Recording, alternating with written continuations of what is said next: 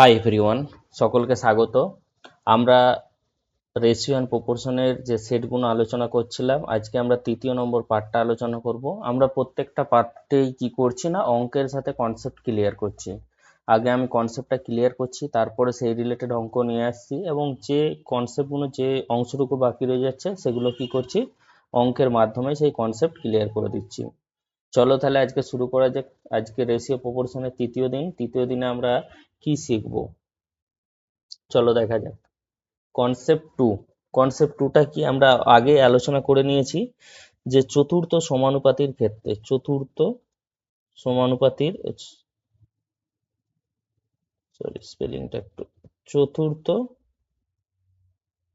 সমানুপাতি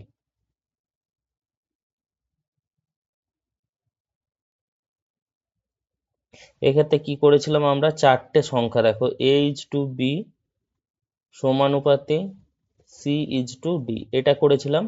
এখানে এই d হচ্ছে চতুর্থ সমানুপাতি।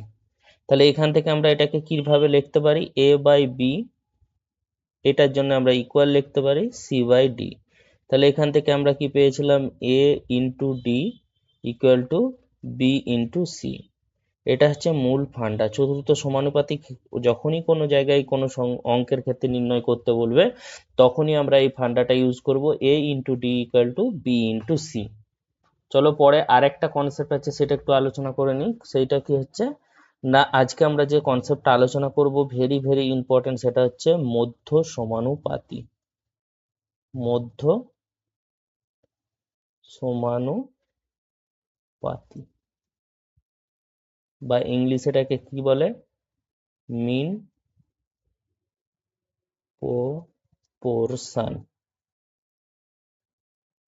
আজকে আমরা যে কনসেপ্টটা আলোচনা করব সেটা হচ্ছে মধ্য সমানুপাতি বা মিন প্রপোর্শন বলা হয়। এক্ষেত্রে আমরা তিনটি সংখ্যা পাবো। কি পাবো, a ইজ টু বি সমানুপাত b ইজ টু c। ভালো করে বোঝো। এখানে আমরা এটাকে কি লিখতে পারি, এটাকে লিখতে পারি a বাই b। এটার জন্য আমরা কি লিখতে পারি, ইকুয়াল b বাই c। এবার যদি আমরা কোনাকুনি গুণ করি, তাহলে কি পাবো, এখান থেকে পাবো হচ্ছে b স্কোয়ার সমান ac। এবার এখানে ভালো করে বোঝো, এখানে এটাকে বলা হয়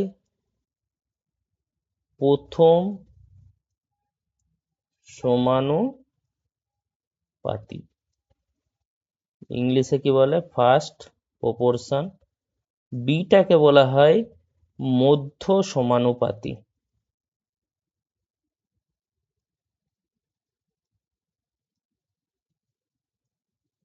বা মিন প্রপোর্শন, আর সিটাকে বলা হয় তৃতীয় সমানুপাতি।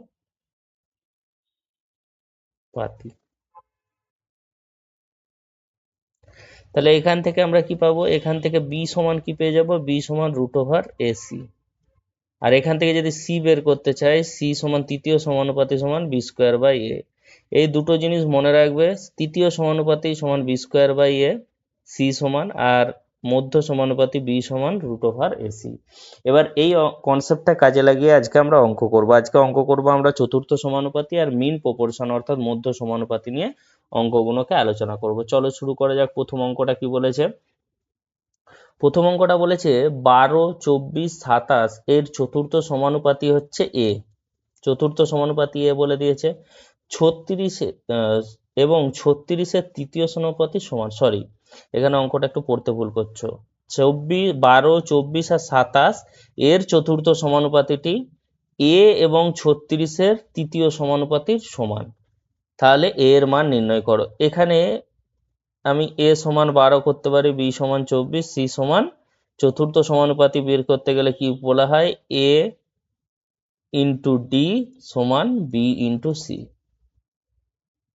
ঠিক আছে, তাহলে এখানে কি হচ্ছে, এখানে হচ্ছে যদি আমরা ডিটা বের করতে চাই, তার মানে কি b into C divide by a।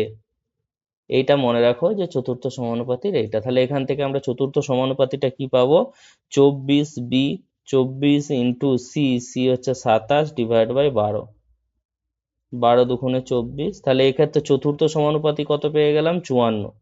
দেখো এই দিকে আমি চতুর্থ সমানুপাতি পেয়ে গেলাম, চতুর্থ সমানুপাতি দ্যাট ইজ 54। এবার কি বলেছে, এ আর 36-এর তৃতীয় সমানুপাতে। আমরা তৃতীয় সমানুপাতে কি জানি, সি সমান কি বি স্কোয়ার বাই এ। এটা অলরেডি এ এর সমান, এটা বি, তাহলে এ বি দেওয়া আছে, সি এর মানটা কি হবে বি স্কোয়ার মানে 36-এর স্কোয়ার বাই এ। তাহলে এইটা সমান কি বলেছে, 36-এর স্কোয়ার মানে 36 ইন্টু 36 ডিভাইড বাই এ।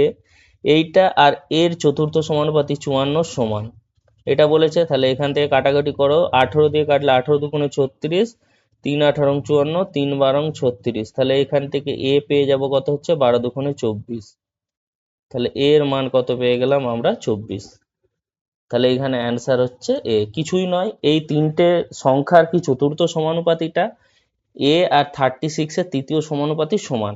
তৃতীয় সমানুপাতি সি, আমরা তো কনসেপ্টটা ক্লিয়ার করলাম আগেই কনসেপ্ট 2-তে। তাহলে সেখান থেকে আমরা কি করলাম, সমান করে এ এর মানটা পেয়ে গেলাম।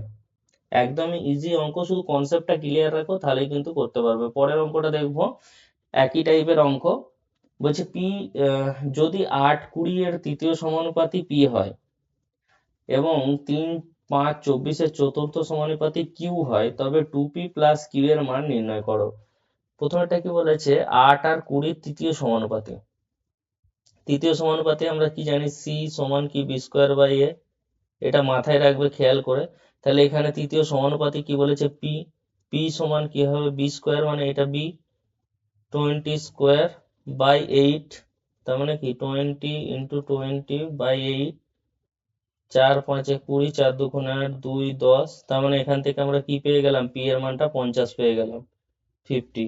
তাহলে এখানে পি 50 পেয়ে গেলাম। এর কি বলেছে, চতুর্থ সমানুপাতি কিউ। তাহলে এখান থেকে চতুর্থ সমানুপাতি কিউ সমান কি পাবো, 5 into B into C divide by কত এ। এ মানে কত এখানে 3। তার মানে এখানে কাটো, 3 আসতে 24, 5 আসতে 40। তাহলে কিউ এর মান পেয়ে গেলাম কত 40। তাহলে এখন 2p প্লাস কিউ এর মান কত, 2 ইন্টু 50 প্লাস 40। তার মানে কত হবে 140, 50 দুগুণে 100 প্লাস 40 140। তাহলে এখানে অ্যান্সার কত হবে, অ্যান্সার এ। সিম্পল, একদমই সিম্পল, শুধু কনসেপ্টটা ক্লিয়ার থাকলেই কিন্তু হয়ে যাবে। পরের অঙ্কটা কি বলেছে, পরের অঙ্কটা বলেছে 0.16 আর 0.04 এর মধ্য সমানুপাতি নির্ণয় করো। মধ্য সমানুপাতি বি সমান কি, বি সমান root over of A and C. তাহলে এখানে রুট ওভার অফ এ কত, 0.16 ইন্টু 0.04। জাস্ট ক্যালকুলেশন করো, এখানে 16/100 ইন্টু 4/100। এখান থেকে 4 × 64, 64 বর্গমূল কত 8, 8 ডিভাইড বাই 100, দুটো আছে একটা বেরিয়ে গেল। তাহলে এখান থেকে অ্যান্সার হয়ে গেল 0.08। তাহলে এর মধ্য সমানুপাতি হয়ে গেল 0.08। শুধুমাত্র এই জিনিসটা মনে রাখতে হবে যে বি স্কোয়ার সমান এসি, অতএব বি সমান রুট ওভার এসি, আর কিছু নেই, বাকিটা calculation. Find the mean proportion, একই অঙ্ক। আজকের ক্লাসটা টোটালি হচ্ছে mean proportion and fourth proportion and third proportion নিয়ে ক্লাস। তাহলে এরও কি বলেছে, মধ্য সমানুপাতি। একইভাবে বি সমান কি রুট ওভার এসি। তাহলে রুট ওভার অফ এখানে এ সমান কত 144 ইন্টু 225। 144-এর বর্গমূল কত 12, 225-এর বর্গমূল কত 15 15, 225। তাহলে এখান থেকে 15 12 গুণ করলে হচ্ছে 15 2 30 18, 180। অ্যান্সার কত, অ্যান্সার হচ্ছে সি 180। পরের অঙ্কটা বলেছে থার্ড প্রপোর্শন, তৃতীয় সমানুপাতি কত, 42 আর 63 দেওয়া আছে। তার মানে থার্ড প্রপোর্শন সি সমান কি বি স্কোয়ার বাই এ। এখানে দেখো বি, এটা এটা এ, তার মানে কি বি স্কোয়ার মানে 63 স্কোয়ার বাই 42 সমান 63 ইন্টু 63 ডিভাইড বাই 42। কত কাটবে, 9 কাটো, 9 নয় 7, 7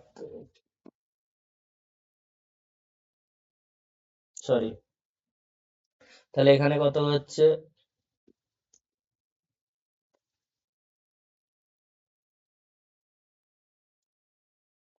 হ্যাঁ এখানে কাটাকুটিটা কত হবে, 7 দিয়ে কাটো, 7 9, 6 7 42, 3 2 আর 3 21 63। তার মানে কত হচ্ছে, এটা কত হবে, তার মানে 10.5 কাটাকুটি করলে তাহলে 9 10 90, 5 লং 45, তার মানে 94.5।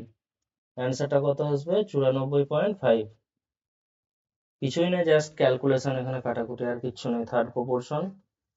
এবার বলেছে 1.6 and 3.6 এর মধ্য সমানুপাতি এবং 5 ও 8 এর তৃতীয় সমানুপাতির অনুপাত কত? এর মধ্য সমানুপাতি মানে কত? এটা মধ্য সমানুপাতি হচ্ছে 1.6 ইন্টু 3.6। তাহলে এখান থেকে 16 ইন্টু 36 ডিভাইড বাই কত, 10 ইন্টু 10। তার মানে এখান থেকে কত পাবো, 4 4 16, 6 6 24, 4 ইন্টু 6 ডিভাইড বাই 10। তার মানে 24/10 পেয়ে গেলাম। কোথায় না, এর মধ্য সমানুপাতি। আর এখান থেকে তৃতীয় সমানুপাতি মানে আমরা জানি সি সমান বি স্কোয়ার বাই এ। তাহলে এখানে বি সমান কত, 8, 8 8 স্কোয়ার বাই 5। তার মানে 8 ইন্টু 8 ডিভাইড বাই 5। এবার কি বলেছে, এদের অনুপাতটা। তার মানে 24 divide by 10 is to 8 into 8 divide by 5। তার মানে দেখো 5 2 8 3, তা 3:16, কোনাকুনি গুণ করে দাও, 3:16। তাহলে অ্যান্সার কত হবে, অ্যান্সার হবে 3:16। কিচ্ছু নেই, শুধু মাত্র যে কনসেপ্টটা ক্লিয়ার থাকলে অঙ্কগুলো করা যাবে। এটা একটা খুব ভালো অঙ্ক। এইটা হচ্ছে একটু বোঝার অঙ্ক আছে, এটা খুব সুন্দর অঙ্ক আছে। এখানে কি বলেছে, 2145 ইজ টু এক্স সমানুপাত 3003 ইজ টু 42। ঠিক আছে। আর এখানে কি বলেছে, x is to 2508, y is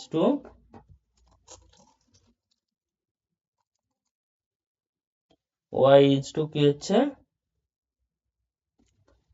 11704। তাহলে কি করতে হবে, এখান থেকে x এর মানটা বের করতে হবে, করে এখানে বসিয়ে y এর মানটা বের করতে হবে। এবার দেখো এইটাকে আমরা কি লিখতে পারি, এইটা ইন্টু এইটা, এইটা ইন্টু এইটা সমান হবে। তাহলে এখান থেকে আমি কি করতে পারি, x into 3003 equal to 2145 into 42। এবার দেখো এই অঙ্কটার ক্ষেত্রে একটা টিপস লাগবে, ইউনিট ডিজিটের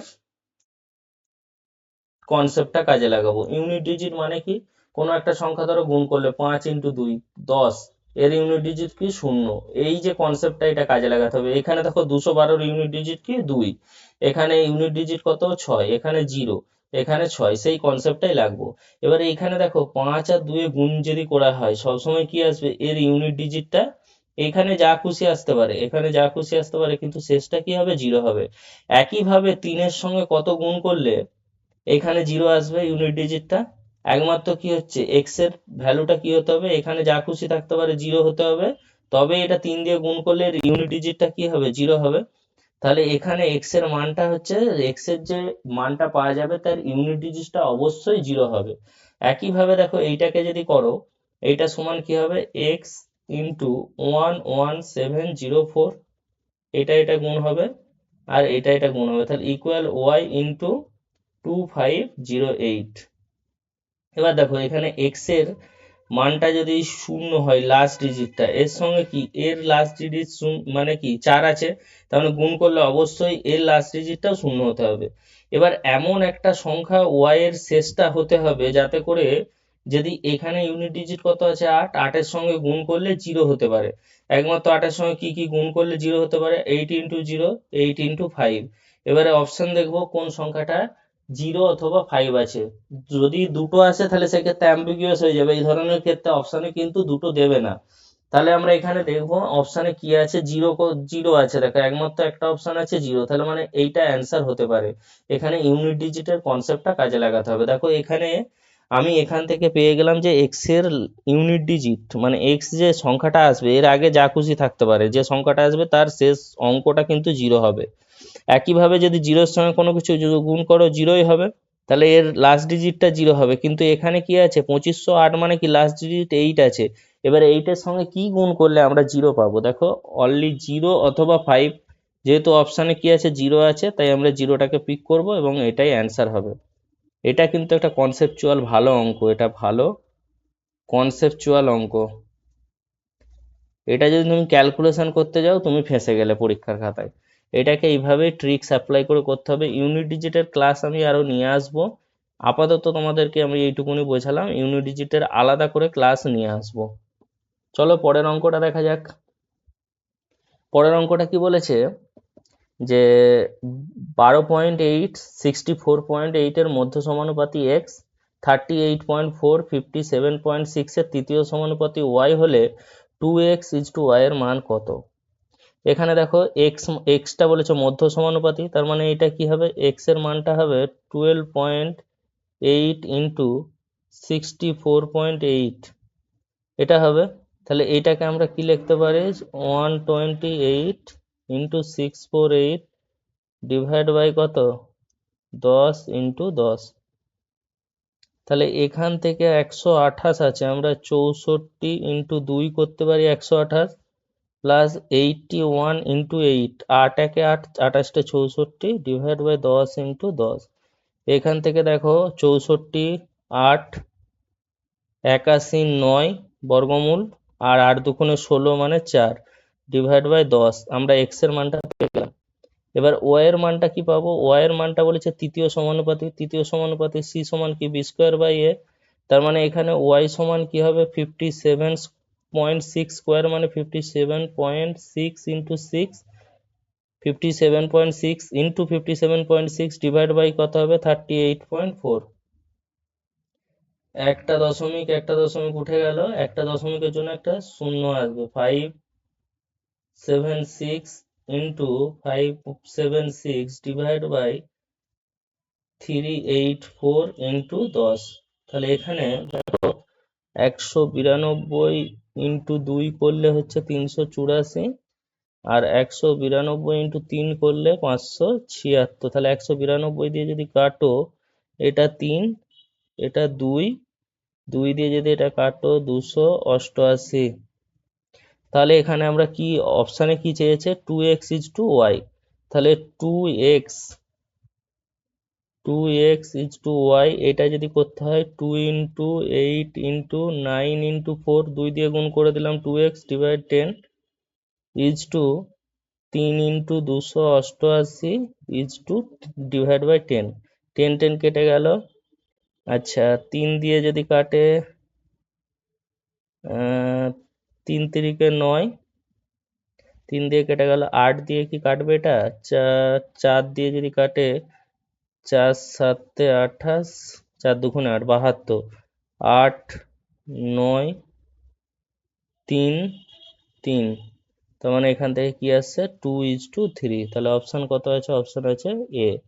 দেখো আজকের অঙ্কগুলো অতটা কঠিন নয়, কিন্তু এখানে এই ক্যালকুলেশনটা একটু মাথায় রেখে করতে হবে, তাহলেই কিন্তু হয়ে যাবে, শুধু কনসেপ্টটা ক্লিয়ার থাকলে হয়ে যাবে। আজকে একদম ইজি ইজি অঙ্ক আছে আজকের সেটটায়। মিন প্রপোর্শন বের করতে বলেছে, মিন প্রপোর্শন মানে কি, √6 প্লাস √8 ইন্টু 3 মাইনাস √2। এখন √8 কে আমরা কিভাবে লিখতে পারি, 4 ইন্টু 2, তার মানে 2 বেরিয়ে গেল, 2√2 লিখতে পারি। তাহলে এখান থেকে আমরা কি করতে পারি, 6 প্লাস 2√2 3 মাইনাস √2। তাহলে এখান থেকে কি হবে, যদি আমি 2 কমন নিই, 2 কমন নিলে 3 প্লাস √2 3 মাইনাস √2, এটা a plus B, a minus B করলে এটা হচ্ছে 2 ইন্টু 3 স্কোয়ার মানে 9, 2 স্কোয়ার মানে 2, √2 স্কোয়ার মানে 2, 2 স্কোয়ার নয়। তাহলে এখান থেকে আমি কি পাবো, 2 ইন্টু 7, দ্যাট ইজ √14। অ্যান্সার কত হচ্ছে, √14। শুধু জাস্ট কনসেপ্টটা লাগিয়ে ক্যালকুলেশন, আর কিছু নেই। একইভাবে দেখো চতুর্থ সমানুপাতি বের করতে বলেছে, মানে কি B into C divide by A, B into C divide by A টি সমান, তাহলে এখান থেকে বি কত আছে, √8 ইন্টু √21 ডিভাইড বাই কত হচ্ছে √6। এটাকে লেখা যেতে পারে 2√2, 8 সমান 2√2, এটা হচ্ছে 3 7 21 মানে √3 ইন্টু √7 ডিভাইড বাই √3, 3 দুগুণে 6 √2, √2 কেটে গেল, √3 কেটে গেল, সমান 2√7, 2√7 হচ্ছে অ্যান্সার বি। পরের অঙ্ক দেখবো, পরের অঙ্কটা থার্ড প্রপোর্শন কিচ্ছু নেই, তার মানে 36 square by 9 36 into 36 divide by 9 4 144 answer A. Third proportion একইভাবে থার্ড প্রপোর্শন চেয়েছে, মানে 24 square by 15, 24 into 24 divide by 15, 3 8 24, 3 5 15, 5 দিয়ে কাটলে 5 4 20, 5 8 40, 8 8 64, 4 8 32, আর 6 8 38.4 অ্যান্সার এ। একইভাবে 36-এর অঙ্কটা কি বলেছে, থার্ড প্রপোর্শন মানে কি a মাইনাস বি তার whole square divide by a square minus B square. এখানে a minus B into a minus B divide by a plus B into a minus B. একটা a minus B কেটে গেল, a minus B divide by a plus B, a minus B divide by a plus B, answer B. পরের অঙ্কটা দেখো, এটা একটু ভালো অঙ্ক। বলছে 9 ও 13 প্রত্যেকটি থেকে কোন ক্ষুদ্রতম ধনাত্মক সংখ্যা বিয়োগ করলে তাদের তৃতীয় সমানুপাতি হবে 18। তাহলে এক্স বিয়োগ করো, 9 থেকে এক্স বিয়োগ করা হয়েছে, 13 থেকে এক্স বিয়োগ করা হয়েছে, আর এটা হচ্ছে 18টা হচ্ছে তৃতীয় সমানুপাতি, মানে এটা এ, এটা বি, আর এটা হচ্ছে সি। আমরা কি জানি, সি সমান বি স্কোয়ার বাই এ। তাহলে এখানে সি মানে কত, 18, 18 সমান 13 মাইনাস এক্স তার whole square divide by 9 minus X করবো। এবার দেখো অপশান দিয়ে দেখবো যে এখানে এক্স এর মান কত বসালে 18 হবে। এক্স এর মান যদি 4 বসাও, 9 এর 4 13, এখানে 5, 9 square plus 5 divide by 5 square, 5 হবে না। 2 বসালেও হবে না। 3 3 বসালে হচ্ছে 10 স্কোয়ার ডিভাইড বাই 6, 6 না, হবে না। 1 বসিয়ে দেখো, 1 বসালে হয়ে যাচ্ছে, এখানে উপরে হয়ে যাচ্ছে 12 স্কোয়ার, নিচে হয়ে যাচ্ছে 8, তার মানে 12 ইন্টু 12 ডিভাইড বাই 8, 4 দুগুণে 8, 4 3 12, 6, দেখো 18 এসে যাচ্ছে। তার মানে এক্স এর মানটা কত হচ্ছে, এক্স এর মানটা হচ্ছে 1। পরের অঙ্কটা কি বলেছে, থার্ড প্রপোর্শন, কিছুই নেই, একই টাইপের অঙ্ক আজকে।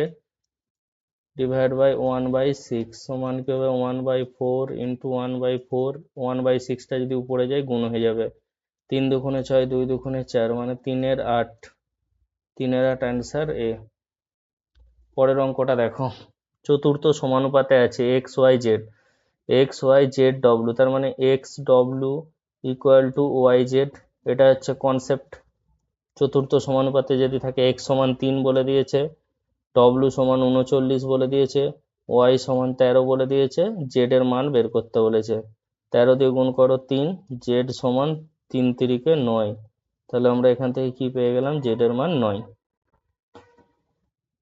আজকে আমরা তাহলে কি করলাম, আমরা যে কনসেপ্টটা ছিল রেশিও এন্ড প্রপোর্শনের তৃতীয় নম্বর ক্লাসে, সেই কনসেপ্টটা আলোচনা করে নিলাম।